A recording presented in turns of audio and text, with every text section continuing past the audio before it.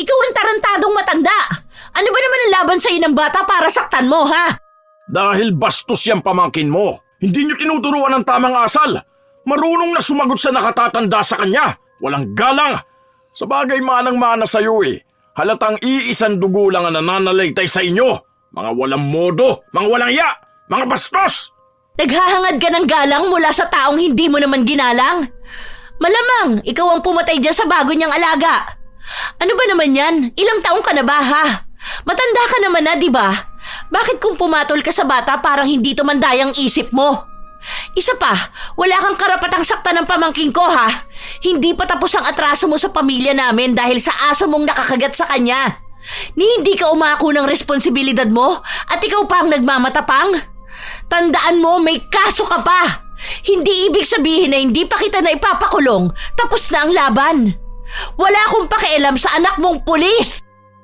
Ang pag-aalaga ng aso ay isang responsibilidad na dapat ay pinagtutuunan ng pansin dahil minsan ay nagiging dahilan nito para sa ikapapahamak ng ibang tao sa paligid. Pero dahil sa kayabangan ni June, hindi niya pinapakinggan ng ibang tao kapag pinagsasabihan siya dahil sa kanyang alagang aso. Hanggang sa siya na mismo ang magbabayad ng pagkakasala niya gamit ang itim na kapangyarihan. Paano nga kaya niya magagawang takasan ang kamalian niya kung mas namumutawi sa kanya ang pagiging mayabang at mataas sa iba? Tita, tingnan mo po, may bago po akong alaga. Oh, saan mo naman napulot yan? Di ba ang sabi ng mami mo huwag ka mag-uuwi ng kuting? Nakakaawa naman po siya. Tingnan mo kasi tita, ang cute niya po oh. Nakita ko po sa basurahan. Naawa po ako kasi baby pa siya eh. Hay, ikaw talaga. Alam mo na nga nahikain ka. Mamaya niyan sumpungin ka na naman kapag nakalanghap ka ng balahibo. Alagaan na lang po natin ha. Ano pa ba ang magagawa ko? Andito na yan. Binitbit mo na. Tingnan mo ang dumi na ng uniform mo. Sige na, magpalit ka na. Paliguan ko na muna tong bago mong alaga. Naku, yari ka talaga sa mami mo kapag nalaman niya to. Nasa ibang bansa ang ina ni Sky habang ang kanyang ama ay namatay na. Dahil walang ibang pag-iiwanan sa kanya, nasa pangangalaga siya ng kanyang lola at tiyahin na si Ash. Mabait at masipag na bata si Sky. Kaya tuwang-tuwa rin sa kanya ang mga kasama niya sa bahay. Dahil sadyang maaasahan talaga siya. Pagdating naman sa paaralan, matalinong bata rin siya. Sa sobrang pagkabibo niya, halos lahat sa mga kapitbahay nila ay natutuwa sa kanya. Isang hapon, nasa tapat ng bahay ang bata, nilalaro ang kanyang alagang kuting. Ito, kunin mo. Ayan, bumaliktad ka na tuloy. May hinihilang tali ang bata at iyon ang pinapahabol niya sa kanyang alaga. Hanggang sa lumabas ng bahay ang kapitbahay nilang dating guro na si June. Hindi siya tumitingin sa dinaraanan niya kaya nasipa niya ang kuting. Sa lakas ng pagkasipa niya, tumalsik ito sa pader. Hala, kawawa naman si Ningning. Nasipa niyo po siya, Kuya June. Bakit kasi paharang-harang yung pusa na yan? Hindi naman po. Naglalaro lang naman po kasi siya. Saan ba galing yan ha? Sa susunod, huwag kayong mag-aalaga ng ganyan dito sa atin. Kapag lumaki yan, magnanakaw lang yan ng pagkain. Akin na nga yan, papatayin ko yan. Hala, wag po Kuya June. Wag po, kawawa naman po si Ningning ko. Wag niyo po siyang apakan. Wag po! Walang awa si June na dinurog ang kuting gamit ang kanyang paa. Tumalsik ang dugo sa sahig at sa kanyang paa. Nang masigurado niyang patay na ito, umalis na siya at nang madaan siya sa may balding may lamang tubig, yun ang ginamit niya para hugasan ang kanyang paa na may dugo ng hayop na pinatay niya. Si Sky naman, umiiyak habang nakatingin sa kanyang alaga. Ningning ko, kawawa ka naman. Dahil sa pag-iyak niya, nakuha niya ang atensyon ng kanyang tita. Sumilip muna si Ash sa bintana bago siya lumabas ng bahay. Oh, ano nangyari kay Ningning? Nadaganan ba yan? Inapakan po siya ni Kuya Jun. Kasi ang sabi niya, kapag lumaki na raw po si Ningning, kakainin daw po yung ulam nila. Tita, kawawa naman po siya. Ang liit niya pa po. Ay, sige na, pumasok ka na sa loob. Ako nang bahala kay Ningning. Ililibing na lang natin siya. Iyak ng iyak ang bata, habang si Ash naman ay nakakaramdam ng inis sa kanilang kapitbahay. Noon pa man ay mayabang na talaga si June. Halos lahat ng tao sa kanila ay nakakaaway nito, pero sadyang napakayabang niya at hindi nagpapatalo. Habang nililinisan ng dalaga ang sahig, saka naman dumaan pabalik si June. Ayusin niyo yan ha, baka maglatak lang yan dyan. Ang dugyot pa naman kapag may tubig dyan. Nakakadirin dumaan. Ayoko pa naman nababasaan pa ako. Kuya June, bakit naman gano'n ang ginawa mo sa kuting? Hindi ka man lang maawa. Alam mo na nga na inaalagaan yun ni Sky eh. Magiging magnanakaw lang ang pusa na yon. Ano, hihintayin ko pa bang lumaki bago ko patayin kapag nahuli kong nagkakalkal sa kusina namin? Isa pa, pusa ka lang naman yan eh. Ang daming ganyan sa kalsada. Buti sana kung mamahaling pusa yan, hindi ko yan papatayin. Isa pa, ang baho ng tae ng pusa. Hindi naman kayo inaano ng kuting ah. Tanga ka ba ha? Ilang taong ka na ba ulit? At ang hirap mo makaintindi? Nakapagtapos ka pa ng kolehiyo ng lagay na yan ha? Sinabi ko na nga ang dahilan eh. Wala akong pakialam kung walang ginagawang masama ang kuting.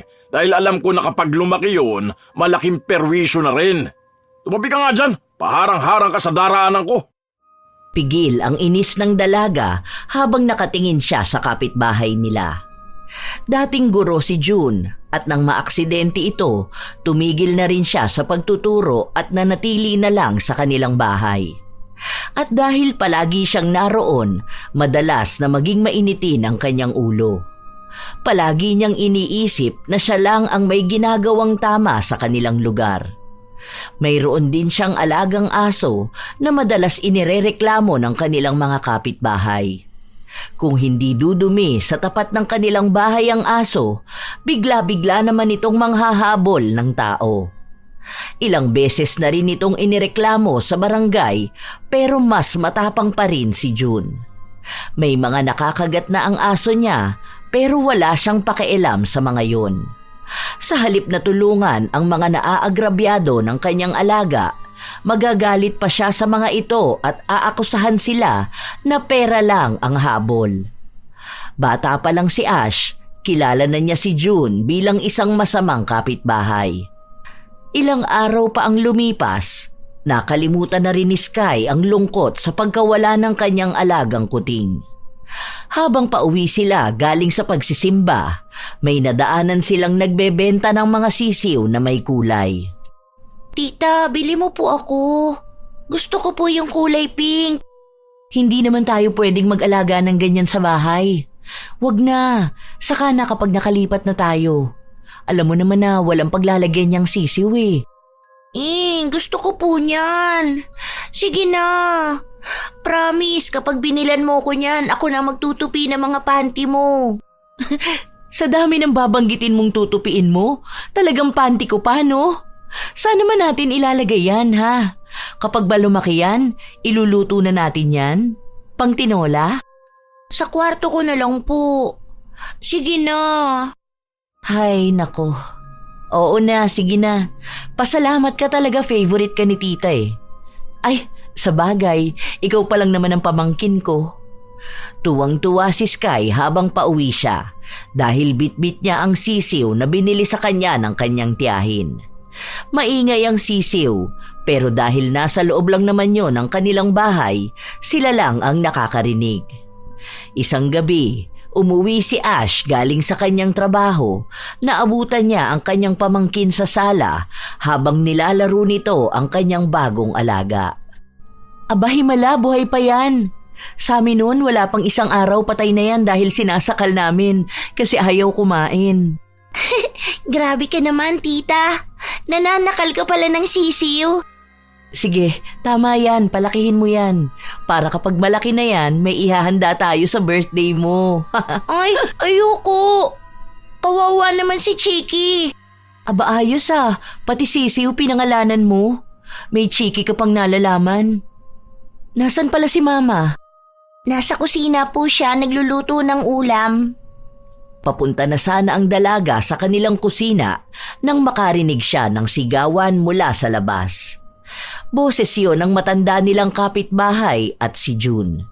Kaya sumilip sa bintana ang dalaga para makinig sa nagiging pag-aaway. Nagsabi ang matandang babae na kasagutan ni June na kung ayaw niyang bantayan ang alaga niyang aso, itali na lang niya ito dahil nakakaperwisyo ng ibang tao. Pwede bang manahimik ka na? Patulog na ako, nag-iingay ka pang hinayupa ka. Hindi ko nakasalanan kung pabayakan lola kaya nakagat ng aso yung apo mo. Kung hindi kasi panay bingo ang inaatupag mo, sana nabantayan mo yung uhugin mong apo. Hindi ang kasalanan ng aso ko. Huwag niyo isisi sa hayop ang kapabayaan niyo. Bakit kasi hindi niyo ikulong sa bahay ang malilikot niyong mga bata, ha? Yang mga anak at apo niyong itali niyo. Aba ayos Yung aso niya ayaw itali, tapos ang tao ang ipapatali niya. Baliktad na ba? Yung hayop nang dapat malaya sa labas tapos ang mga bata nang mag-a-adjust? Sumagot ang kapitbahay nila at sinabing kailangan agad mapabakunahan ang bata at dapat yun sagutin ni June dahil siya ang may-ari ng aso.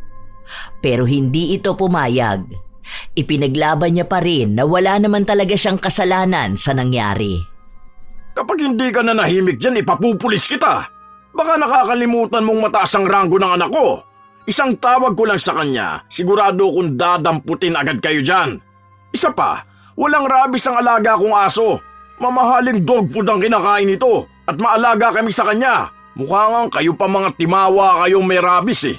Mas malinis pa ang aso ko kaysa sa pagkatao nyo. Hindi ko sasagutin yung pagpapa-anti-rabies nyo. Matapos yung sabihin ni June, muli siyang pumasok sa loob ng kanilang bahay.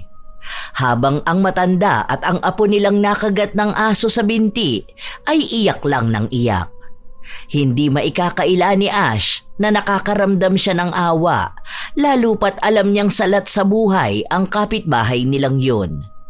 Para makatulong, lumabas si Ash at nag-abot ng kaunting pera. Inabisuhan niya rin na magpunta sila bukas ng maaga sa munisipyo para humingi ng tulong.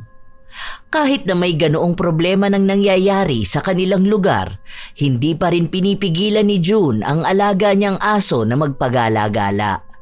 Sa totoo lang, maraming gustong patayin na ang aso pero hindi nila yun pwedeng gawin dahil inoobserbahan din pati ang aso. Lalo pat karamihan sa lugar nila ay nakagat nito. Hindi rin nila basta-basta pwedeng saktan ang aso. Dahil sa oras na mahuli silang nanakit ng hayop, may karampatang parusa sa kanila. Ilan sa naririnig ni Ash ay ang mga reklamo nila na kapag ang aso ang nakapatay, hindi naman nananagot ang aso at may-ari. Isang umaga, habang nag-aayos sina Ash at Sky, nakarinig na naman sila ng sigawan mula sa labas. Ano na naman kaya yun? Nagulat ako, tita. Baka po may nakagat na naman ng aso. Baka nga. Dapat kasi pinapahuli na yung aso ni Kuya Jun eh. Sa totoo lang, nakakatakot talaga yan. Tapos kapag gabi na, kapag umuwi ako, minsan nangahabol pa yan. Kaya dapat palagi ako may dalang panghampas. Subukan talaga ng aso na yan lumapit sa akin, ako papaluin ko talaga sa ulo yan. Kapag nagalit sa akin si Kuya Jun, papaluin ko rin siya sa ulo. Ang sakit kaya makagat ng aso. Nakagat ka na po ng aso dati, di ba? Oo, kaya nga takot na takot ako kapag may aso. Kapag nasa labas yung alaga ni Kuya Jun, hindi talaga ako lumalabas. Minsan kasi kahit nakatahimik ka lang bigla kang kakagatin. Kaya ikaw, yung payong na palagi kong pinapadala sa'yo, yun ang bibit-bitin mo ha. Para kapag nakita mong palapit sa'yo ang aso, hampasin mo agad. Kawawa naman ang aso. Aba, mas kawawa ka naman kapag nakagat ka nun. Mamaya marabis ka pa. O masaklap yung gano'n sa nangyari sa anak ni Ate Lara. 'Di ba? Halos ngat-ngatin na ng aso yung braso niya. Kawawa yun. Muntik pa mamatay yung bata, tapos ang sasabihin lang ni Kuya Jun, wala namang utak yung aso, hindi katulad ng tao.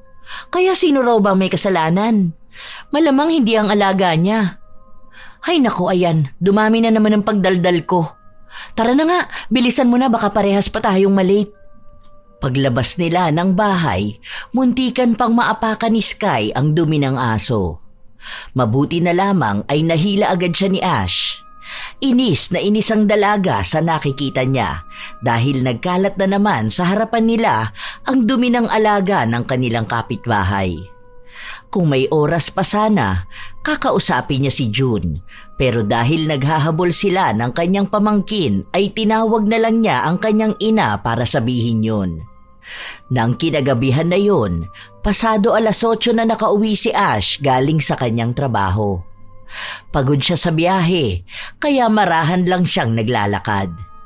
Pagpasok niya sa iskinita, napansin niyang may nakaabang na aso sa kabilang dulo.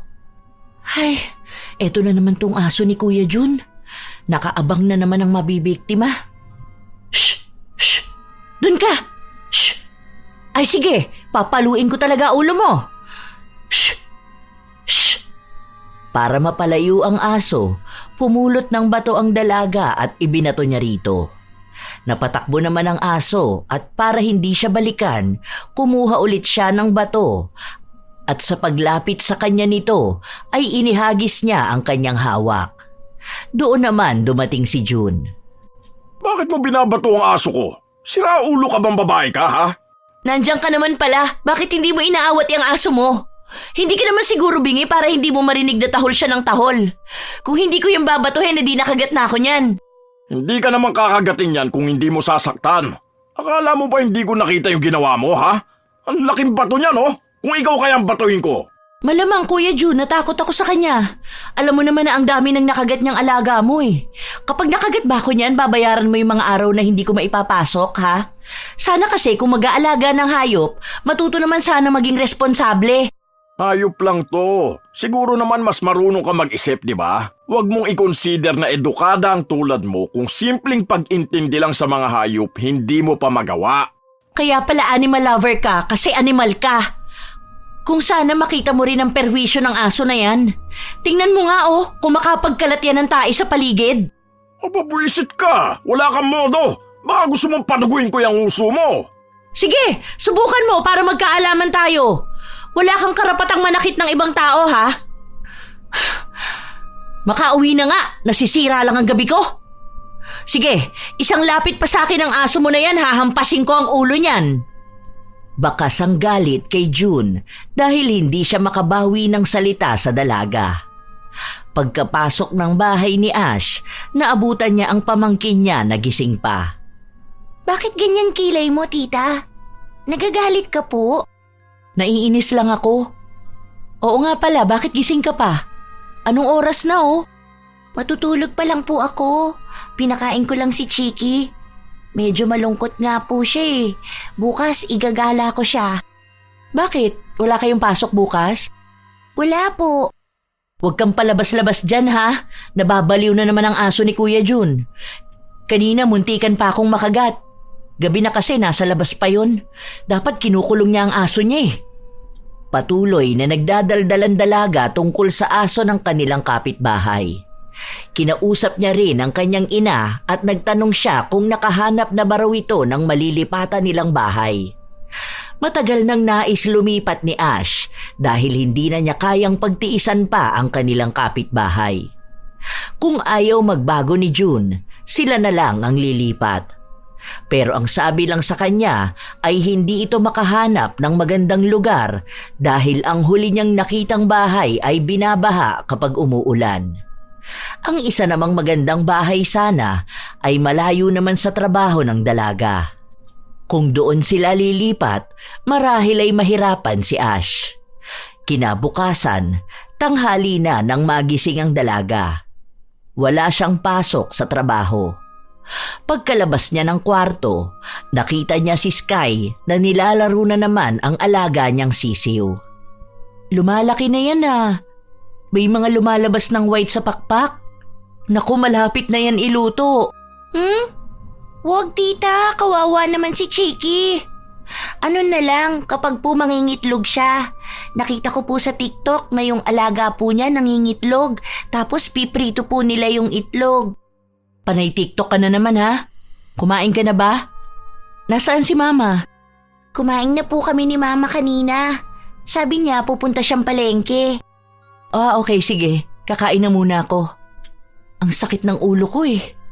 Habang nasa kusina ang dalaga, hindi niya alam na lumabas ng bahay si Sky. Sa totoo lang, wala naman talagang problema kung lalabas ang bata dahil madalas nasa tapat lang naman ng kanilang bahay ito pupunta. Katulad ng iba pang mga kabataan na kapitbahay nila. Ang iniisip lang nila, kaya ayaw nilang lumabas ito ay baka biglang magkaroon na naman ng problema ang alaga ni June at bigla itong atakihin.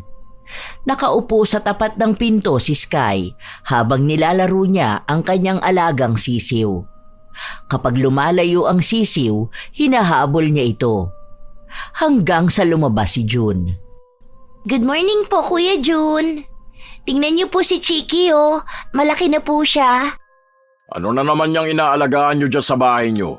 Kaya naman pala may naririnig akong maingay kapag gabi. Hindi naman po ito maingay. Hindi na kumibo si June. Binuksan niya na lang ang gate nila, kung saan lumabas ang alaga niyang aso. Nakakatakot ito. Naglalaway at nanlilisik ang mga mata na nakatingin sa sisiw. Noong una, tahol lang ng tahol ang aso at palapit ito ng palapit sa bata. Kuya June, yung aso niyo po. Ano na namang ginagawa ng aso ko, ha? Wala na kayo ibang nakita kundi ang aso ko, ha? Yung aso niyo po papalapit na po sa akin.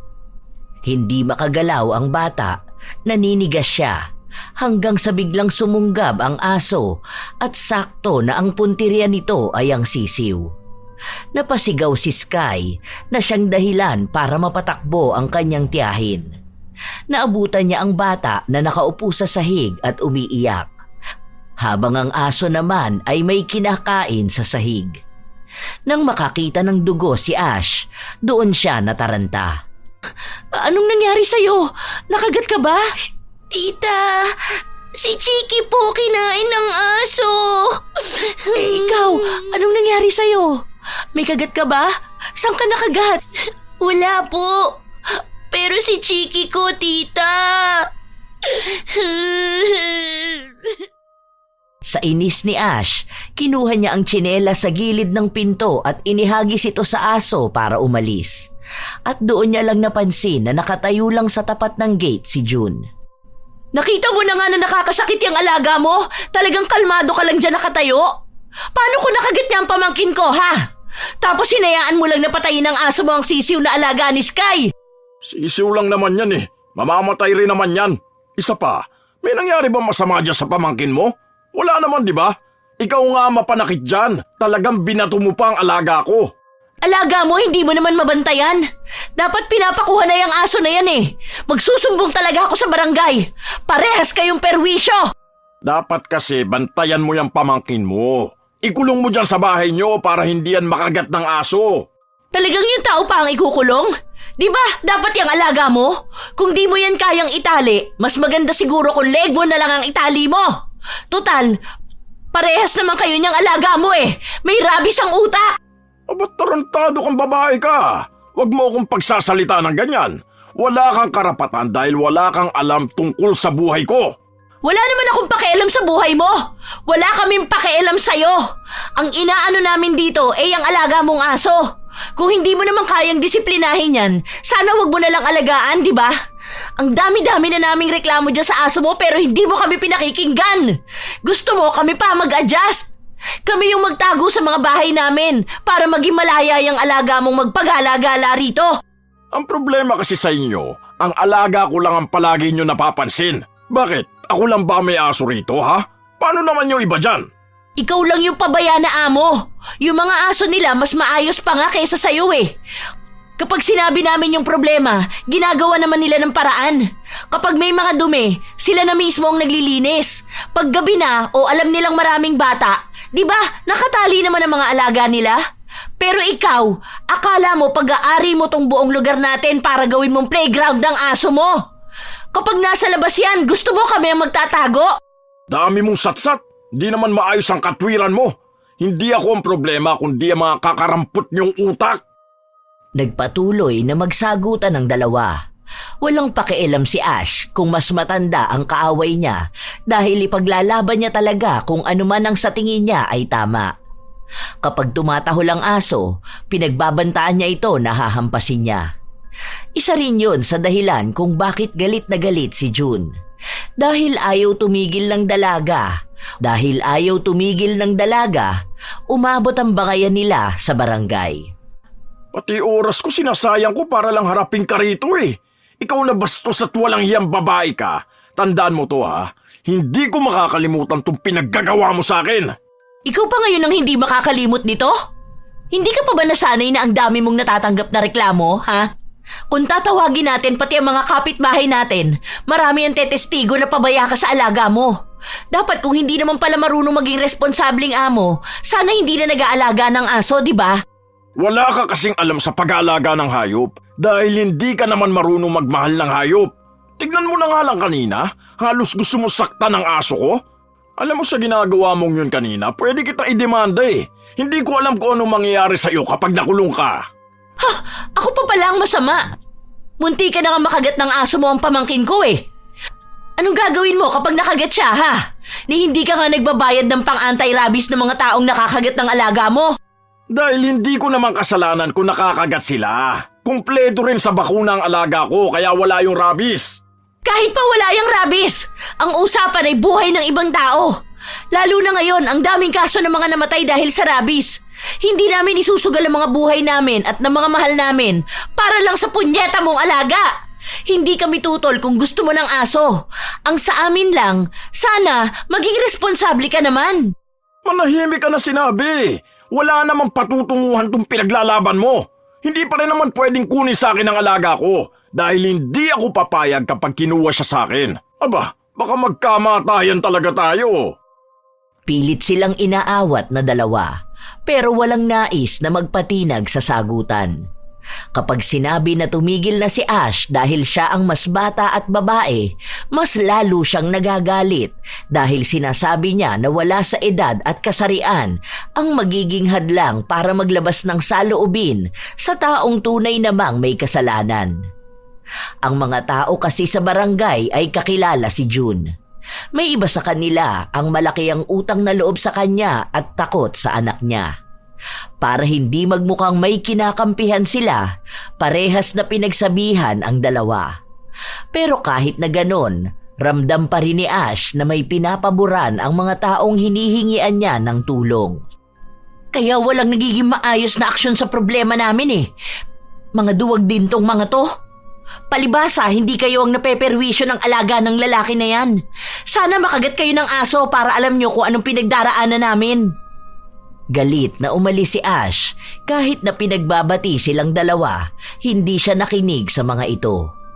Umuwi siya sa kanilang bahay at nang masalubong niya ang aso na masama ang tingin sa kanya, kinuha niya ang malaking kahoy sa isang gilid at hinampas ito. Isang hampas lang pero malakas kaya nagiiyak ang aso at tumakbo pabalik sa loob ng bahay ni June. Wala akong pakialam kahit makita niya sa CCTV ang ginawa ko. Nakakabwisit ang aso niya. Ang akala ni Ash, isinantabi na ni June ang nangyari. Pero nang kinahapunan, habang nagluluto ang dalaga ng kanilang pagkain, biglang lumapit sa kanya ang pamangkin. Tita, may kausap pong pulis si Mama doon. Narinig ko po hinahanap po kayo. Ako? Bakit naman ako hahanapin ng pulis? Teka nga. Pinuntahan ni Ash ang kanyang ina na nasa labas pa rin habang may kausap na pulis. 2 pulis yun. Ang isa ay kilala niya, ang anak ni June. Sa kanya lang nakita si June nung lumabas siya ng pinto. Anong nangyayari? Kita mo? Sabi ko na nga ba nandyan yung anak mo? Tatago mo pa yung kriminal na yan. Ano na namang pinagsasasabi mo diyang kriminal, ha? Ano bang ginawa ko sa'yo? Talagang tinawag mo pa ang anak mo? Nagalit sa kanya ang pulis na anak ni June at sinabi sa kanya na ang bastos niyang kausap. May kinakaharap daw siyang kaso dahil nakuhanan sa CCTV ang ginawa niyang pananakit sa aso. Sinabi rin sa kanya na may karampatang parusa ang sinumang mananakit ng hayop. Kaya raw naroon sila para dakpin siya. Joke ba to? Bakit niyo naman ako huhulihin dahil lang sa CCTV? Wala man lang nangyaring investigasyon, ha? Wala man lang warrant of arrest? Bigla na lang kayong pupunta rito sa bahay tapos sasabihin niyong ikukulong ako? Matapang ka talaga, no? Mas marunong ka pa sa pulis. Hindi ko kabisado ang lahat ng batas. Pero hindi naman siguro ako ganun katanga para sumama ng wala man lang warrant of arrest. Sige, kung may maipapakita kayo sa akin ngayon mismo, magkukusa akong pumunta sa presinto. Pero kung ginagamit nyo lang ang kapangyarihan at impluensya nyo bilang mga pulis, siguro sa atin, kayo ang mas makasalanan, di ba? Kung idadaan natin to sa korte, baka hindi lang itong ginagawa nyo sa akin ang pwede kong maikaso sa inyo. Ano pa bang hinihintay nyo? Bakit hindi nyo pakalad ka rin ng kriminal na yan? Subukan lang nila. Siguro naman alam niyang anak mo ang pwedeng mangyari kung sapilitan nila akong kukunin ng wala man lang papel na naipapakita na kailangan nga akong dakpen, di ba? Huwag naman sana kayo maging duwag na magtatago sa likod ng anak niyo dahil lang sa pulis siya. Aba, hindi ba dapat sa batas at katotohanan siya nagseserbisyo, hindi sa sumbong ng magulang? Sino bang pinaglilingkuran ng anak mo? Ikaw ba o ang batas? Mas lalong nagalit sa kanya si June at inutusan ng anak niya na kunin na ang dalaga para matahimik na. Pero hindi ito ginawa ng kanyang anak, lalo pat marami ring mga kapitbahay ang nakaabang sa kanila. Kung matapang si Ash at alam ang kanyang karapatan, maaari siyang matanggal sa serbisyo. Lalo na kung kakampi rin sa dalaga ang mga taong nasa paligid nila. Dahil hindi nila masindak si Ash, umalis na lang ang dalawang pulis. Nagbanta pa si June na makakaganti rin siya sa pamamahiya na ginawa ng dalaga. Hindi pa raw tapos ang laban nila dahil gaganti pa si June.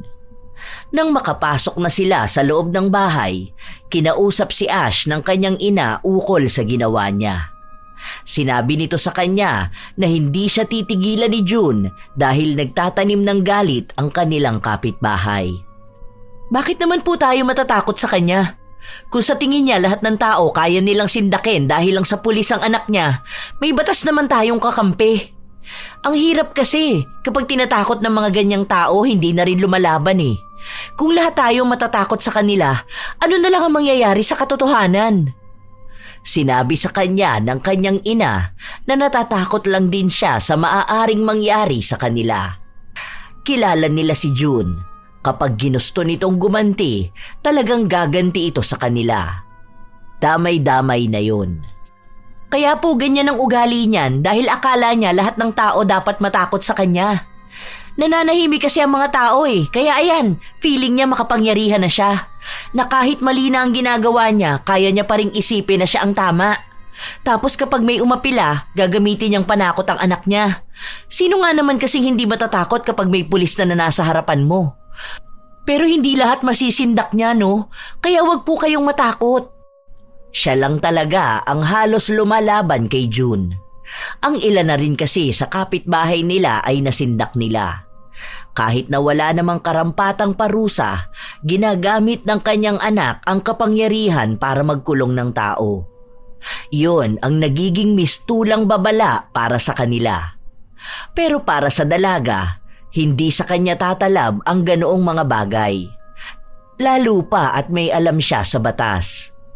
Ilang araw pa ang lumipas, palagi pa ring galit si June sa dalaga at nadadamay na rin ang kanyang pamilya. Sa totoo lang, wala namang pakialam si Ash kung galit si June sa kanila dahil hindi naman nila ito hinihingian ng tulong.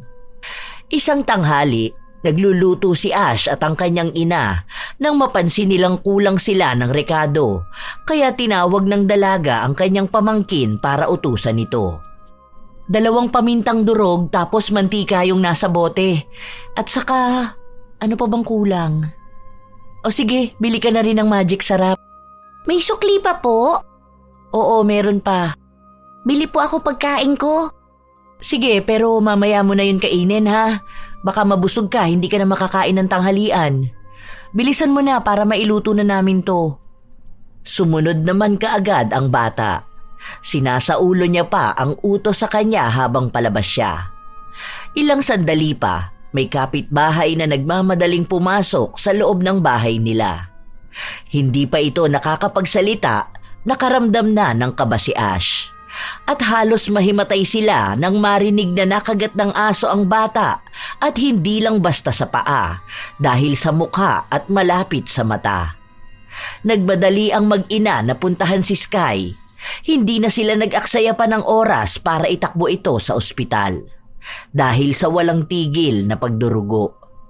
Wala na rin silang ibang naiisip kundi ang kalagayan ng bata. Agad namang inasikaso si Sky nang madala nila ito sa ospital. Base sa sinabi ng doktor, 4 na beses nakagat ang bata. Isa sa paa, sa braso, sa pisngi at malapit sa mata. Nililinis na nila ang sugat at mamaya lang din ay tuturukan ang bata. Magiging okay si Sky, ma. Huwag ka na masyado mag-alala, baka mapano ka pa eh. Ako na lang ang tatawag kay ate mamaya. Hintayin na lang natin ang sasabihin ng doktor. Hindi tumitigil sa pag-iyak ang ina ni Ash.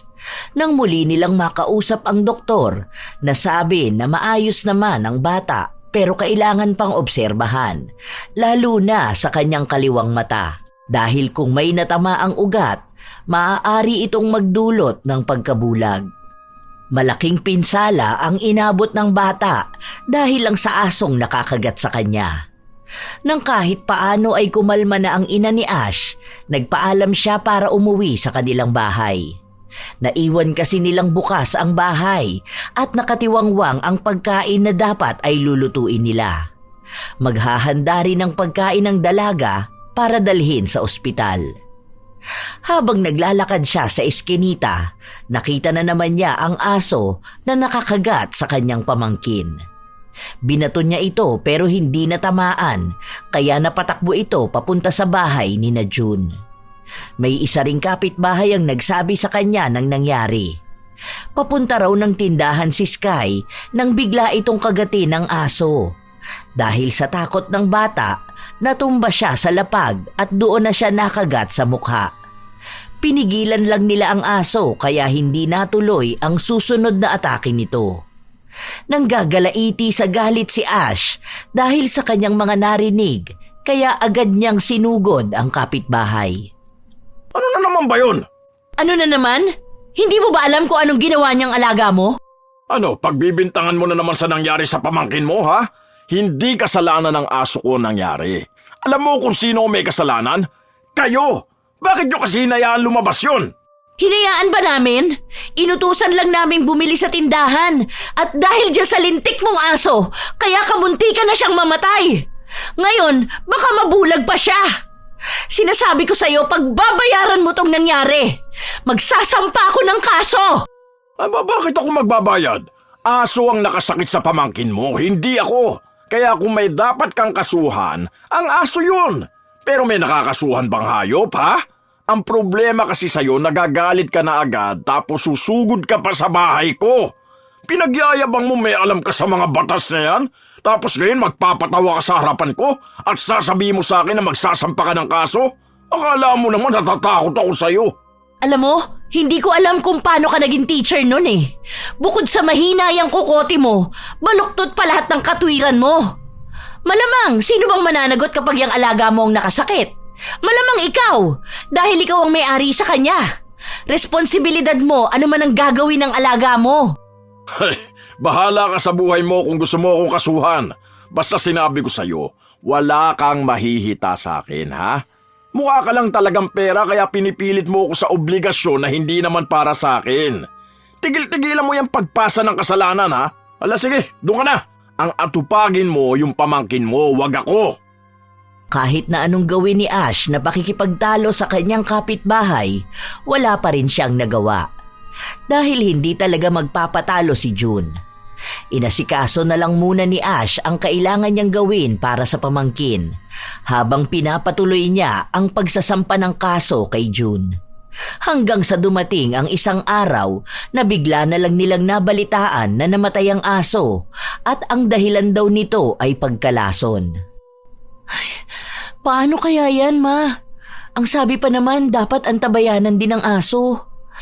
Ay naku, kinakabahan talaga ako.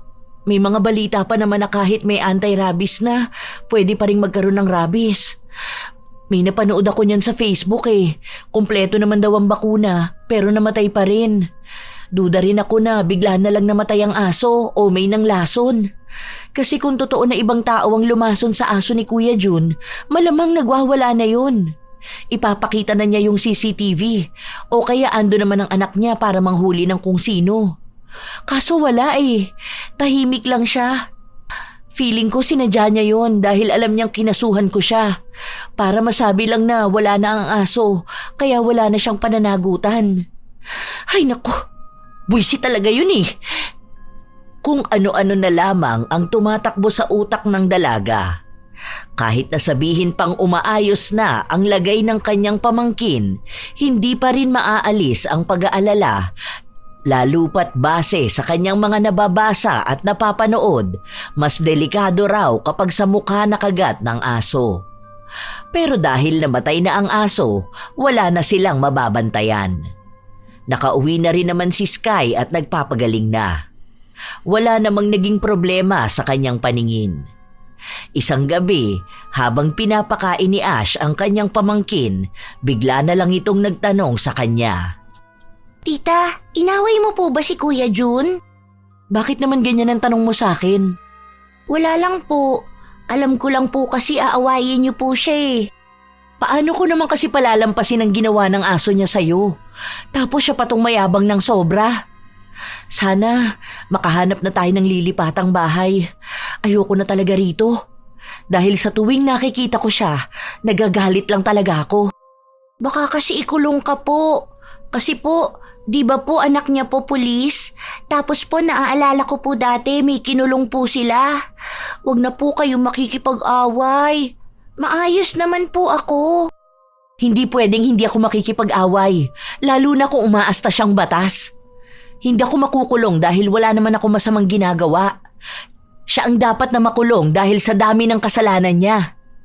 Alam mo, Sky, hindi ka dapat natatakot lalo na kung may ipinaglalaban ka talaga. Kung hindi ko ipaglalaban ang nangyari sa'yo, pwedeng mangyari ulit yun sa ibang tao. Paano kung mas malala ang mangyari sa kanila, di ba? Paano kung ikamatay nila? Pero wala naman na pong aso si Kuya Jun. Wala pa siyang aso ulit sa ngayon. Pero kapag itinigil ko ang pagkakaso sa kanya, malamang uulit yan sa dati niyang gawi. Naaalala ko pa nun, hindi ka pa pinapanganak nun. May dati kaming kapitbahay. May anak din yun, nakagat ng aso. Eh sila, mahirap lang.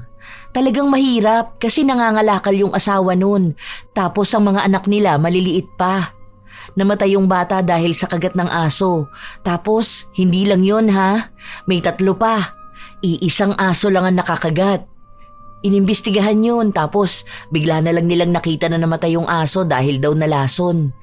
Eh may protocol na kailangang obserbahan yung aso habang hinahanap pa yung ibang nakagat. Ayun, walang nangyari sa kaso niya kasi nga may anak din siyang pulis. Tumatango lang si Sky na para bang alam na niya ang kinukwento sa kanya ni Ash. Nang matapos kumain ng bata, pinainom na ito ng gamot. Ilang araw pa ang lumipas, naging abala sa trabaho ang dalaga at hindi pa rin nakakapasok sa paaralan si Sky, kaya madalas itong nasa bahay lang nila. Wala na ang asong problema nila pero hindi pa rin natitigil ang pagiging perwisyo ng kanilang kapitbahay. Wala pa ring nagiging usad sa kasong isinampa ni Ash dahil kahit ilang beses ipatawag si June, hindi siya nagpapakita. May proteksyon din siya sa tulong ng kanyang pulis na anak. Isang araw, habang nasa palengke ang magtiyahin, nakakita sila ng nagbebenta ng maliliit na itik. Dahil mukha itong magandang alagaan para sa mga batang katulad ni Sky, nagpabili na siya. Ayan na naman tayo sa itik. Nung nakaraan sisew, baka mamaya kapag may nadaanan tayo ritong nagbebenta ng rabbit, yun naman ang ipapabili mo sa akin. Mag-alaga ka na lang kaya ng isda, no? Sige po pala, bili mo rin ako ng isda. Oh, ayos ka. Saka na yan, hinihintay na tayo ni Mama. Tara na, saka hindi naman pet ang itik. Sige na po, bili mo ako ng itik. Wala naman ang kakain dyan kasi wala na pong aso si na Kuya Jun. Sige na po, tita. Ay nako, sige na nga. Ano pa bang magagawa ko? Ikaw na ang humiling, di ba? Tuwang-tuwa ang bata habang nakatingin siya sa kanyang bagong alaga.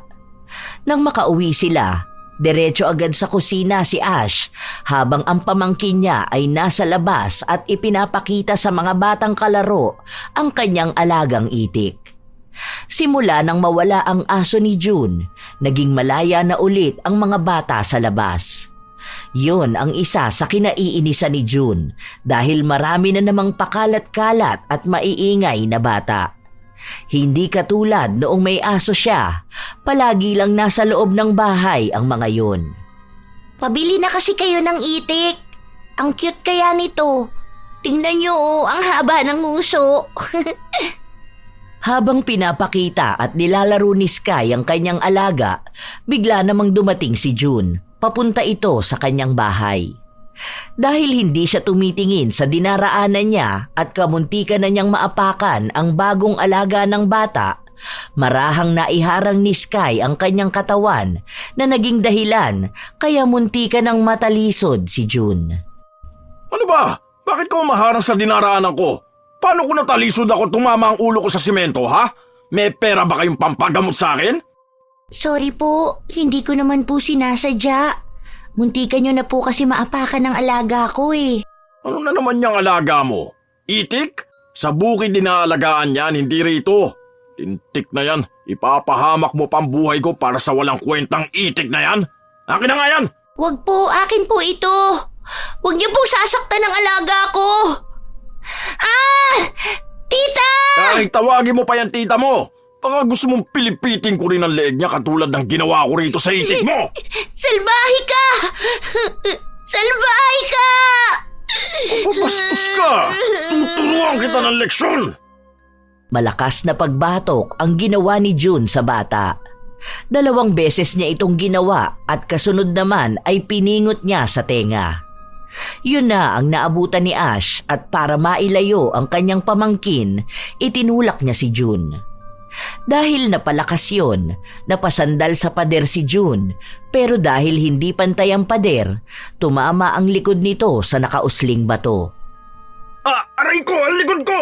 Animal kang babae ka! Tarantado ka! Ikaw ang tarantadong matanda! Ano ba naman ang laban sa'yo ng bata para saktan mo, ha? Dahil bastos yung pamangkin mo. Hindi niyo tinuturuan ng tamang asal. Marunong na sumagot sa nakatatanda sa kanya. Walang galang. Sa bagay manang-mana sa'yo eh. Halatang iisang dugo lang ang nananalaytay sa inyo. Mga walang modo, mga walang iya, mga bastos! Naghahangad ka ng galang mula sa taong hindi mo naman ginalang? Malamang, ikaw ang pumatay dyan sa bago niyang alaga. Ano ba naman yan? Ilang taong ka na ba, ha? Matanda ka naman na, di ba? Bakit kung pumatol ka sa bata parang hindi tumandayang isip mo? Isa pa, wala kang karapatang saktan ng pamangkin ko, ha? Hindi pa tapos ang atraso mo sa pamilya namin dahil sa aso mong nakakagat sa kanya. Ni hindi ka umako ng responsibilidad mo at ikaw pa ang nagmamatapang? Tandaan mo, may kaso ka pa. Hindi ibig sabihin na hindi pa kita na ipapakulong, tapos na ang laban. Wala akong pakialam sa anak mong pulis. Huwag mo ako hinahamon dahil kaya ko kayo ipapatay. Kayong buong pamilya. May pera ako at kaya kong magbayad ng tao. Mura lang naman ang buhay nyo eh, dahil mga pipitsugin lang kayo. Mag-iingat ka sa mga binibitawan mong salita. Dahil lahat yan, magiging laban sa'yo. Wala kang may panlalaban sa akin. Dahil kung sa kaso lang ang usapan, magkakaubusan tayo ng yaman bago nyo ako matalo. Tandaan nyo ha, hindi ako ang mauubusan ng pera kundi kayo. Puwisit kang babae ka, masyado ka matapang! Dahil nagkaroon ng pasa sa katawan si June matapos niyang tumama sa pader, ginamit niya yon bilang ebidensya para kasuhan si Ash. Parehas na silang nagbabatuhan ng ikakaso sa isa't isa. Hanggang sa nagkakaroon na ng kaguluhan sa kanila. Matapang ang dalaga, pero mas matapang si June. Sa tuwing kukuha si Ash ng tetestigo, tinatakot naman ito ni June. Dahil simpleng mamamayan lang ang mga kapitbahay nila at takot na maaapektuhan sila sa awayan ng dalawa, hindi sila nakikialam. Kahit na naiinis si Ash sa ginagawa ng mga kapitbahay nila, naiintindihan naman niya na natatakot lang din sila para sa sarili nilang kapakanan. Hanggang sa umabot na sa punto na malaki na ang nagagastos nilang pambayad sa abogado. Kinausap na rin ng kanyang ina si Ash na wag na siyang lumaban at humingi na lang siya ng tulong kay June. Para matigil na rin ang alitan nila, lilipat na sila ng bahay. Hindi pwede ang ganito. Hindi ako papayag na mas mananaig ang kasamaan nila dahil lang sa mas marami silang hawak na pera. Gagawa ako ng sarili kong paraan para sa laban na to. Iisa na lang ang paraang naiisip ng dalaga. Matagal na niyang nais gawin yun pero hindi niya ginagawa dahil sa takot. Sa sitwasyong ginigipit na siya, wala na siyang ibang pagpipilian pa kundi ang lumapit sa mangkukulam. Litrato at tunay na pangalan ni June ang ibinigay niya. Sa totoo lang, habang isinasagawa ang ritual, nais na sanang bawiin ng dalaga ang ginawa niya. Lalo pat naiisip niya na maaaring may balik ang kasalanan na yun. Ngunit wala na siyang magagawa dahil nasimulan na ito. Kinabukasan lang din ay umepekto na ang pinagawa niyang kulam. Sky, punta ka nga kina Kuya Vic, tapos kunin mo yung pinasabay kong ampalaya. Ayoko po, tita. Ay, bakit ang tamad? Natatakot nga po ako. Natatakot ka saan? Kay Kuya Jun po. Para po kasi siyang aswang. Alam niyo po yung bibig niya naglalaway po, walang tigil. Nakakatakot po. Kaya nga po napauwi ka agad ako kasi ayokong makita. Baka mamaya bigla siyang mangagat. Hindi kumibo ang dalaga dahil alam niyang yon ang resulta ng kulam. Para masigurado na tama nga ang sinasabi ng kanyang pamangkin, lumabas siya para tingnan ito. Pero wala si June. Ang bali-balita at usap-usapan ay naririnig ni Ash. Napansin na raw ng mga kapitbahay nila na naglalaway si June. Parang araw itong dati niyang aso na kapag nakakakita ng tao ay naglalaway. Ang hinala pa ng iba, baka may rabies ito. Dahil sa nangyayari kay June, ilang araw nang palagi lang siyang nasa loob ng kanilang bahay. Naabutan lang ito ni Ash na nasa labas noong papasok na ang dalaga sa kanyang trabaho. Maghaharap ba tayo sa korte bukas, Kuya June? Makakapagsalita ka kaya niyan? Iniinsulto mo ba ako? Oh, yung laway mo tumutulo. Dapat may dala kang pamunas Hindi dapat ganyan. Ang liit lang niyang panyo. Ang dala mo dapat, tuwalya. Tarantado ka! Huwag mo akong pakialaman! Hindi naman kita pinapakailaman Ano bang sinabi ko? Concerned lang naman ako dahil ang dami mong laway dyan sa bibig mo. Na paano ka ba kasi? Wala ka na dun! Napangiwi ang dalaga matapos niyang makita ang malagkit na laway ni June na umaagos sa kanyang bibig. Kahit na dumura pa siya, lunukin ng laway o punasan ito, hindi natitigil ang nangyayari sa kanya. Tila ba may irigasyon ng tubig sa kanyang bibig. Kung titingnan, talagang nakakadiri ito. Ilang araw pa ang lumipas, hindi na natuloy ang kaso na nasa pagitan ni na Ash at June dahil hindi makapunta si June kapag pinapatawag siya. Hindi na rin niya iniisip ang bagay na yon dahil malaki ang problema niya sa kanyang sarili. Hindi lang paglalaway ang nangyayari sa kanya. Namumula na rin ang mga mata niya. Para siyang isang asong handang manakmal ng makakasalubong. Tita, alam mo po yung nangyayari kay Kuya Jun? Ano na naman? Ikaw, kakatambay mo sa labas nagiging tsismosa ka na rin. Hindi po Nakikita naman namin yun ni Mama. Tanong mo pa po sa kanya. Oo na, alam ko na. Saka, hayaan mo siya. Kahit naman anong sabihin sa kanya, wala naman yung ibang pakikinggan, no? Nakakatakot po siya, no? Bakit po kaya ganun? Kapag nakikita po siya ng mga kapitbahay natin, iniiwasan na siya. Sabi nila, baka bigla po silang kagatin. Mukha na siyang aso. Deserve niya yun. Kapag masasamang tao kasi, ganun ang nangyayari. Lalo na kapag nagiging malaki ang perwisyo na ginagawa niya sa ibang tao. Kaya po pala sabi ni teacher, huwag kami maging masamang tao. Wala raw po kasing nagiging magandang dulot kapag ganun. Kaso po kapag nakikita ko po si Kuya Jun, naaawa naman po ako sa kanya. Baka siya na yung narabis dahil sa patuloy niyang pagtanggi noon sa mga nagawang kasalanan ng mga naging aso niya. Kung tutuusin, mas maraming buhay ang nawala dahil sa mga ginawa niya. Kahit pasabihin na hindi siya ang dahilan kung bakit namatay ang mga yon, malaki pa rin ang responsibilidad niya dahil alaga niyang aso ang pinag-uusapan. Kung sana naging responsable siyang amo, hindi naman magiging malaki ang pinsala ng aso niya sa kapaligiran. Ako po, kapag nag-alaga ako ng aso, gusto ko po yung mabait na aso. Kapag talaga may alagang hayop, magkakaroon ka rin ng responsibilidad kasi may chance pa rin talaga na makakagat ang alaga mo. Huwag mong hahayaan na maglakad kung saan-saan tapos hahayaan mo lang na makapinsala ng ibang tao. Kasi kung ano ang ginagawa ng alaga mo, palagi yun magre-reflect sa'yo bilang amo.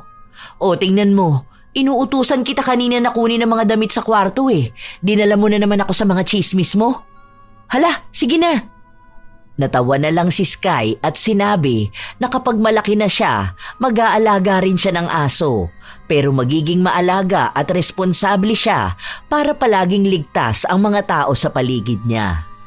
Sa paglipas ng ilan pang mga linggo, nabalitaan ni Ash na galing sa ospital si June. Pero wala raw mairesetang gamot para matigil ang kanyang paglalaway at maging ang pamumula ng kanyang mga mata. Umuwi na rin ang isa nitong anak para may magbantay at mag-alaga sa kanya.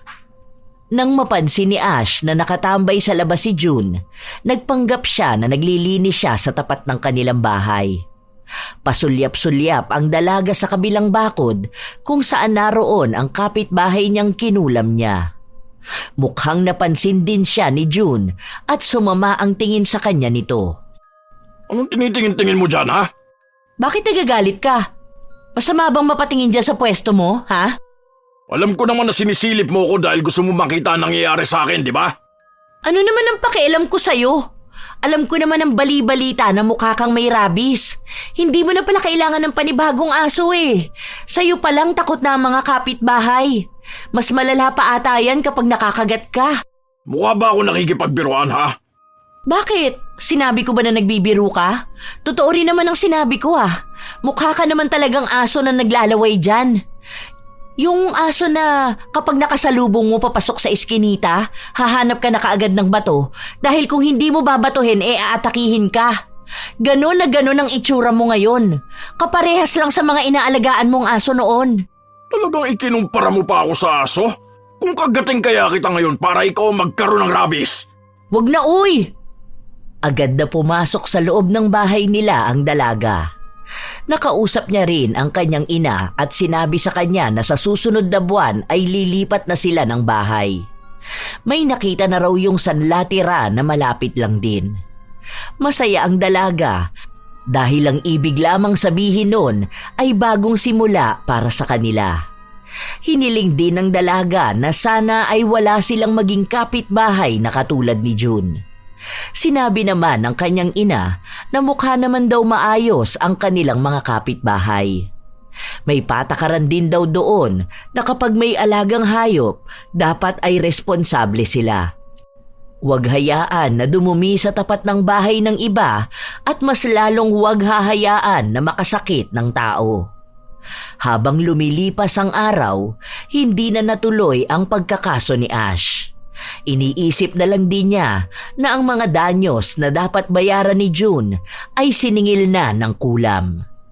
Ang pinagyayabang kasing pera ng kanilang kapitbahay ay unti-unti na ring nauubos dahil sa pagpapagamot niya. Pero kahit na sa mamahaling ospital pa sila magpunta, hindi naman siya magamot-gamot. Isang araw, nakita na naman ni Ash ang kanilang kapitbahay na nakadungaw sa labas ng gate. Payat na ito. Wala na ang matipuno nitong pangangatawan. Anong ginagawa mo dyan? Nakakagulat ka naman. Akala ko kung sino na yung nakadungaw dyan. Para kang aswang na hindi ko maintindihan. Nakatingin lang ako sa paligid. Bakit? May masama ba? Bakit ka nagagalit? Nagtatanong lang naman ako sa'yo. Dahil naiinis ako sa inyong lahat. Lalo na sa iyong buwisit ka. At bakit ako na naman? Ano bang ginawa namin sa'yo, ha? Kami ba ang dahilan kaya nakakarma ka? Dahil hindi man lang ako makabawi sa mga panlalait nyo sa akin. Tandaan nyo itong lahat, ha. Kapag ako gumaling, iisa-isahin ko kayong ipapakulong. Pagbabayaran nyo lahat ng mga pangungutya na ginawa nyo sa akin. Hintayin nyo lang. Kilala na kayo ng anak ko. Hanggang ngayon ba naman, Kuya Jun, ganyan ka pa rin mag-isip? Ang dapat mong malaman ay kung bakit ka ba nagkakaganyan. Magkaroon ka ng self-reflection para maintindihan mo ang sarili mo. Ang mga pagkakamali na nagawa mo sa kapwa mo. Kasi alam mo, masyadong mataas ang tingin mo sa sarili mo eh. Yung pagkakamali mo, sinisisi mo sa ibang tao. Kapag may gustong magtama sa'yo, pinapatahimik mo sa pamamagitan ng pananakot mo. Bakit ako magkakaroon ng ganyan? Hindi ba dapat kayong lahat? Kayo ang tumitingin na masama sa akin. Kayo ang tumatawa sa nararanasan ko ngayon. Wala naman kayong alam sa buhay ko, di ba? Hindi nyo alam kung ano ang dulot sa akin kapag nag-aalaga ako ng aso. Pero lahat kayo pinipigilan ako. Wala namang pipigil sa'yo kung alam mo kung paano mag-alaga ng aso. Wala naman kaming pakialam kung anong dahilan mo eh. Ang concern namin kung ano ang makakaapekto sa amin. Kuya Jun, para namang hindi mo alam kung anong ginawa ng mga aso mo nun. Ilan na ba ang umiyak sa harapan mo para humingi ng tulong sa'yo? Ilan na bang magulang ang inaway mo dahil gusto lang nilang mapa-anti-rabies ang anak nila matapos makagat ng aso mo? Dahil mga tao sila, natatakot sila sa pwedeng mangyari. Pero wala ka namang ginagawa, di ba? Tapos ngayon, ayan, may kung ano nang nangyayari sa'yo pero ikaw pa rin tumataas ang tingin sa sarili. Kami pa rin ang mali. Hindi nyo lang talaga ako naiintindihan. Alaga akong mga aso ko. Kaya alam ko na kahit makakagat sila, wala namang mamamatay. Wala? Ano sa tingin mo sa buhay ng mga namatay, ha? Isa pa, feeling ko hindi mo naman din mahal ang mga aso mo eh. Imagine, kapag nagigipit ka na, bigla mo na lang silang pinapatay. Kasi kung totoong dog lover ka, alam mong mahalaga sila para sa'yo. Hindi mo sila lalasunin para lang pagtakpan ng pagiging irresponsable mo. Tapos kapag okay na ang lahat, kukuha ka na naman ng aso sa kung saan. Proteksyon ko sila. Kung wala akong aso, baka may magnanakaw ng pumasok sa bahay ko. Proteksyon mo pala, bakit hindi mo na lang sila ikulong sa loob ng bahay mo? May gate ka naman. Diyan mo sila pagalain, di ba? Hindi yung kapag nasa labas ang aso mo, gusto mo kami ang nakakulong sa mga bahay namin. Tapos kapag sinakta naman sila, sa amin ka magagalit. Na para bang mas mahalaga pa para sa'yo ang mga aso kaysa sa mga kapitbahay mo? Huwag mo akong pangaralan. Bata ka lang, hindi mo ako kasing edad. Wala kang alam sa buhay. Kaya huwag ka magpanggap dyan na akala mo naman matalino ka. Hindi ka kasi nag-aalaga ng aso eh. Kaya hindi mo alam ang pakiramdam. Isa pa, kahit na kailan hindi ako makikinig sa sasabihin ng mga taong mas mababa sa akin. Yan mismo ang problema sa'yo eh. Puro kapag mamataas, wala ka naman na ring ipagyayabang sa amin. Ano pa bang kaya mo? Tingnan mo rin kaya ang sarili mo sa salamin, no? Mas maayos pa ang asong kalye kaysa sa itsura mo. Ewan ko ba? Naaawa na nga ako sa'yo. Kaso wala naman nagbago sa pag-uugali mo. Siguro wala ka ng pag-asa. Hindi ko kailangan ng awa ng kahit na sino. Kaya ko ang sarili ko. At mabubuhay ako kahit na may sakit akong ganito. Hindi na umapila pa si Ash dahil tinanggap na niya na kahit anong sabihin niya kay June, hindi pa rin ito makikinig sa kanya. Sa sobrang taas ng tingin nito sa kanyang sarili, nagiging basura ang opinyon ng iba. Ilang araw pa ang lumipas, palapit ng palapit ang paglipat ng pamilya ni Ash. Nagliligpit na rin sila ng iba nilang mga gamit para maging mabilis na lang ang proseso kapag aalis na sila. Tita, kapag po ba lumipat tayo ng bahay, pwede na po ako mag-alaga ng papi? Ano na naman yung naiisip mo? Sabi mo kasi, kapag po lumipat na tayo, pwede na ako mag-alaga ulit ng gusto kong pet. Magpaalam ka sa mami mo. Mamaya kapag hinika ka, sa akin yun magalit. Hindi naman po. Sige na po, tita. Ay naku, ito na naman ang pangungulit mo. Kaya mo ba mag-alaga nun? Baka mamaya kapag nagbukas ka ng pinto, lumabas yun, tapos makakagat pa ng iba. Hindi po Magiging maayos po ako mag-alaga kasi po... ano po yun? Bakit po may sumisigaw? Ewan ko ba? San ba yun? Parang kina Kuya Jun yun ah. Ano kaya nangyari sa kanya? Agad na tumayo ang dalaga at lumabas. Sinilip niya kung anong nangyayari kay June pero wala siyang makita. Ang alam niya lang, galing sa loob ng bahay ang pagsigaw nito.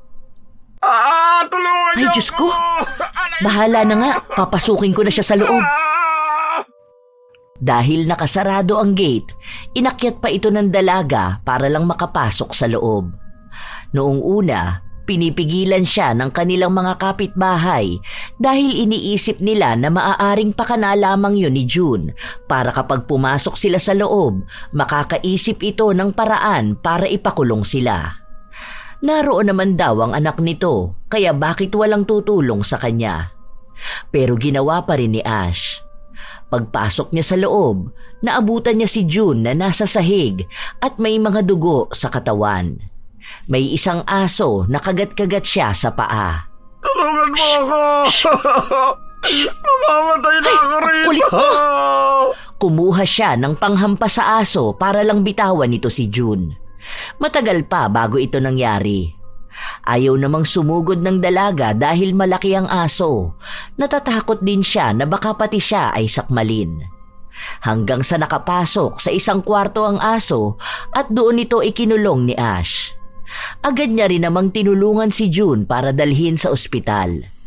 Lahat sila ay nagtataka dahil ang alam nila ay wala namang aso si June. Nalaman lang ng dalaga nakabibili niya lang ng aso na yon at nang pakawalan niya ito ay sinakmal siya. Hindi muna umalis ang dalaga hanggang sa magamot ang mga sugat ni June. Wala rin kasi ang kanyang mga anak. Lumabas pala ang mga ito para magpunta sa palengke. Ano Kuya June, okay ka na ba? Baka mamaya nandito na yung mga anak mo. Aalis na pala ako ha? Huwag na muna. Samahan mo na muna ako rito. Ha? Bakit? Mag-aaway ba tayo? Hindi, pero hihingi ako ng tawad sa'yo. Alam mo ba kanina, habang kinakagat ako ng aso sa kung saan saang parte ng katawan ko, bigla ko naisip yung naranasan ng mga taong nakagat ng dati kong mga alaga. Ang sakit pala. Nakakatakot pala talaga. Parang na-trauma ako na kahit yata mag-alaga ng aso, hindi ko na ulit magagawa. Buti naman naisip mo yun. Akala ko kami na namang mga kapitbahay mo ang sisisihin mo sa nangyari sa'yo. Oo nga pala, inakyat ko ang gate nyo ha. Baka makita mo yun sa CCTV mo. Isipin mong akyat bahay ako. Kung hindi mo siguro ginawa yun, baka patay na akong maabutan ng mga anak ko, no? Hanggang ngayon takot na takot pa rin ako. Baka kasi akala ng aso pagkain ka. Butot balat ka naman na kasi. Tapos namumula pa ang mga mata mo. Tapos mas malaway ka pa sa kanya. O kaya akala niya mapanganib na aso ka. Bakit kasi nanguha ka na naman ng aso? Ayan, nakarma ka naman agad. Wala nga kasi akong makasama sa bahay. Tapos palalabasin mo na naman ang aso na yun. Kami naman ang sasakmalin. Ang laki kaya nun. Basta, sorry na. Ngayon ko na napagtatanto ang mga sinasabi mo sa akin. Kaya pala talagang mahalaga maging responsable sa pagiging amo. Dahil nakakatakot pala talaga ang mga aso. Pwede silang makapatay. We, totoo ba na nagsisisi ka? Parang ngayon ko lang narinig na nagsorry ka. Oo, totoo yun. Napagtanto ko yung kamalian ko nung halos mamatay na ako. Parang biglang may kung anong sumagi sa utak ko para ipaalala sa akin yung mga ginawa ko eh. Ang dami kong mali. Ang dami kong naargabyado tapos sa halip na humingi ako ng tawad sa kanya, anong ibinigay ko? Masasakit na salita pa. Alam ko naman na mahirap na akong paniwalaan kapag sinabi ko na gusto kong magbago. Kasi bakit ngayon pa, di ba? Kasi malapit na ako mamatay. Bukod sa paglapa sa akin ng aso, Dito sa sakit ko na hindi ko matukoy, itong nakakadiring laway sa bibig ko, itong pagiging mukha kong asong galisin sa kalye, mapapatawad pa kaya ako ng mga tao sa paligid ko? Siguro kung totoo nga yung pagbabago mo at bukal sa loob mo yung pagsisisi mo, mararamdaman niya ng mga tao sa paligid mo. Patawarin ka man nila o hindi, dapat iparating mo sa kanila ang paghingi mo ng tawad. Wag lang sa akin. Wag lang sa salita. Ang mga salitang binitiwan ni Ash ang nagbigay ng lakas ng loob kay June para humingi ito ng tawad sa kanilang mga kapitbahay. Nang maging maayos na ang kalagayan ni June at pwede na siyang lumabas ng ospital, ang una niyang hiniling na gawin sa kanyang mga anak ay ang puntahan ang kanilang mga kapitbahay para hingian ng tawad ang mga ito. Inisa-isa niya. Kahit na ang ilan sa kanila ay hindi tinatanggap ang paghingi niya ng tawad dahil iniisip nila na kaya lang yun ginagawa ni June ay para lang magmukha siyang malinis at mabuti kapag namatay na siya. Ang ilan naman ay tinanggap ang paghingi niya ng tawad at nagbigay ng payo sa kanya. Sa paglipas ng ilan pang mga linggo, nanatili ang kakaibang sakit ni June. Palagi lang siyang nasa gate nila at nakadungaw hanggang sa dumating na ang araw ng paglipat ni na Ash. Kuya June, aalis na kami ha. Ingat ka na lang palagi. Hayaan mo, gagaling ka rin. Basta lagi mong tatandaan na maging mabuti ka na sa mga kapitbahay mo. Dahil sa totoo lang, ang mga kapitbahay mo lang din naman ang tutulong sa'yo sa oras ng pangangailangan. Salamat, Ash. Ingat kayo sa bago niyong lilipatan ha. Sorry talaga sa mga nagawa ko. At sa'yo rin, Sky. Hayaan mo, pwede ka na yatang mag-alaga ng sisiw na may kulay doon. Babay po, Kuya June. Sana po gumaling na po kayo. Ngumiti lang si June at kumaway sa mga ito. Hindi na sila magkapitbahay ni Ash na dati ay halos araw-araw niyang kabangayan. Bago umalis si Ash, pinabawi niya ang kulam na pinagawa niya kay June. May katagalan yon bago umepekto. Magiging kasabay ng paggaling ni June ay ang tuluyan niyang pagbabago. Simula ng araw na lumipat sila, bibihira na lang din ang nagiging balita nila kay June. Nalalaman lang nila ang kalagayan nito kapag may dati silang kapitbahay na nakakasalubong. Unti-unti na nga raw gumagaling si June at nagbago na rin ang ugali nito. Masaya ang dalaga kapag ganong balita ang naririnig niya. Dahil kahit na paano, may naitulong siyang maganda para sa pagbabago ng isang taong dati niyang kinasusuklaman. Isang hapon, umuwi si Sky na may bit-bit na tuta. Oh, saan na naman galing yan? Napulot mo na naman? Hindi po, bigay po sa akin ni Kuya June. Nanganak daw po kasi yung aso niya. Ang cute po oh. Ikaw talaga? Ayan ka na naman sa alaga mo. O siya, halika na rito. Pangalanan mo na yung bago mong alaga. Basta ang promise mo sa akin ha, magiging responsable kang may-ari ng aso para walang ibang taong mapeperwisyo. Naging maayos ang buhay ni na Ash. Kahit ang mga bago nilang kapitbahay ay mababait. Ang iba sa kanila ay mayroong mga alagang hayop pero nakikita kung paano nila tuunan ng pansin ang kanilang mga alaga. Bilang maayos ang kanilang mga kapitbahay, sinikap din ni na Ash na maging maayos din sa kanila. Sa ganong paraan, magiging magaan ang kanilang mga buhay. Walang magrereklamo, walang mapeperwisyo.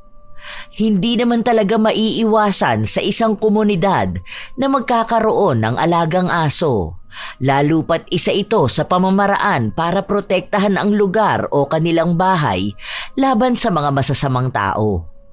Pero ang pagkakaroon ng alaga ay isa ring responsibilidad na dapat ay bigyan ng pansin. Dahil ang pagkakamali ng iyong alaga ay pagkakamali mo rin bilang amo. Huwag hayaan na makasakit ang mga alaga para wala ring magdusang ibang tao. Maging mabuti ring kapitbahay dahil kahit na mataas pa ang tingin mo sa iyong sarili, darating pa rin naman ang araw na kakailanganin mo ang kanilang tulong. Huwag mong hahayaan na maging kalaban mo sila. Tandaan na ang aso ay tagapagtanggol lamang, ngunit ang tao ang dapat maging tunay na tagapangalaga. Hindi lang ng kanyang alaga, kundi pati ng kapwa. Ang pagiging responsable ay hindi natatapos sa loob ng sariling bakuran. Ito ay lumalampas patungo sa kaligtasan, respeto at pagkakaisa ng buong komunidad. Kayo rin ba mga apo? May kapitbahay ba kayong pabaya sa kanilang mga alagang aso? At kapag may nangyari na, sila pa ang galit? Ibahagi nyo naman ang inyong mga karanasan tulad ng kwentong ibinahagi ko ngayon. Naway may natutunan kayo at magsilbing paalala ito na ang responsibilidad sa alaga ay responsibilidad din sa komunidad. Shout out sa ilan sa mga masusugid na tagapakinig ng mga istorya ni Lola Telang. Ami Gonzaga, Carol Jen Macalindol at kay John Ray Angara. Maria Therese Alimios, Bernaldo Soltillo, MJ Calvario, Erlinda Tolenada, Rowena Galilo, mga kabibo, Ace, Martina Angdasan, Relin Ape, Jenilyn Oruga, kay Molly Agunat at kay Nicole Agunat, Glenda Gilyado, Jessa Sikoy, Josephine Espino, Richelle Adapon, Rose Guevara, Remy Hervasio, Benjamin Herales, Marife Gonzales, Riz Magante, Evelyn Embanesido, Inigo Nolasco, Chris Alcantara, Mergy Jade Aroza. Salamat sa pakikinig ninyo, Lynn Buro, Chinita Closa, Corazon Damaulao, Pet Lover 34, Ash Marquez, Philippines 1992, Langga Galorio, Josefina Handayan, Hiramini, Kaiser Santa Ines, Janet Lozano, Korean TV, Tutsi Roll, Grace Celis, Emma Bandal, Marisa Villanueva, AM, Almin's Vlog, Mary Jane Raden, Angelica Angel. Shout out din sa inyo, Lucy San Jose, Da Badilla, Rayan Cabiltes Labastida, kina Mirna Kagit, Leila, at Ann Aditsabal, May Hagiwara, Jude Martin J. Junio, Bubu Labdudu, Evelyn Abong Carbakil, Marian De Jesus, Abby Ruiz, Food Lover, Maricon Aran, Grace Hementera, Kitty Edits at sa magkapatid na OFW na sina Metsi at Aiza, Krista Buenaflor, Rose Ann Romasanta.